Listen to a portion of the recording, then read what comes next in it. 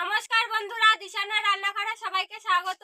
আশা করছি সকলে খুবই ভালো আছেন। আজকে আবার একটা নতুন রেসিপি নিয়ে চলে এসেছি। আমি মাছগুলো লবণ হলুদ মাখিয়ে নিয়েছি, এবার ভেজে নেব। আজকে কাতলা মাছ দিয়ে একটা রেসিপি হবে, সেই জন্য দেখুন কাতলা মাছ নিয়ে নিয়েছি। মা ওদিকে মাছগুলো ভেজে নিচ্ছে আর আমি এদিকে সবজিগুলো কেটে নিচ্ছি।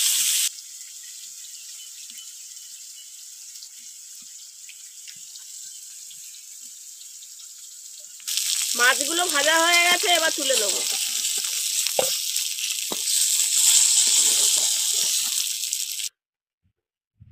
পাঁচ ফোড়ন,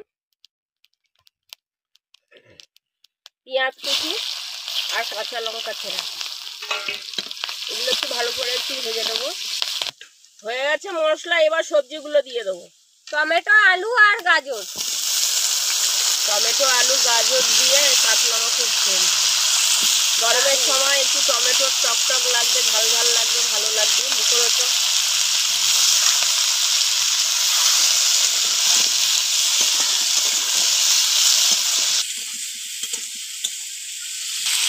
হলুদ, লবণ, ভালো করে সবজিটাকে কষিয়ে নেব।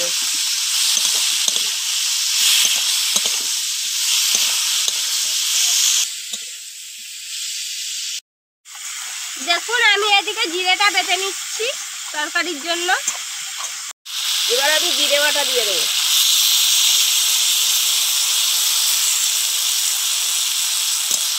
দিয়ে আর একটু কষিয়ে নেবো। জিরে বাটা দিয়েছি।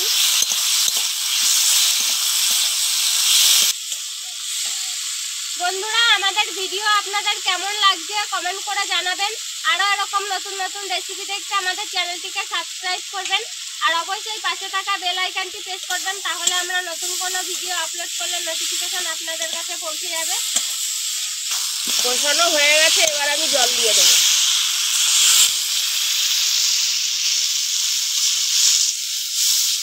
তরকারি ফুটে উঠেছে, দেখুন আমি 1 চামচ লঙ্কার গুঁড়ো দিয়ে দেবো। এবার ভেজে রাখা মাছগুলো দিয়ে দেবো।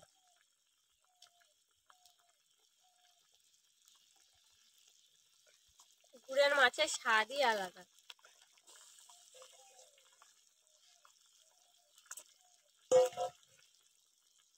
এবার ঢাকা দিয়ে রাখবো। এবার আমি ঢাকাটা খুলে নেব।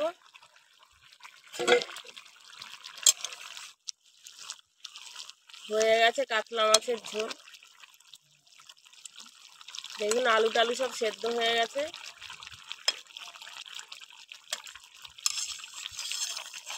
হয়ে গেছে, এবার নামিয়ে নেব। আমাদের আজকের ভিডিওটি শেষ পর্যন্ত দেখার জন্য ধন্যবাদ।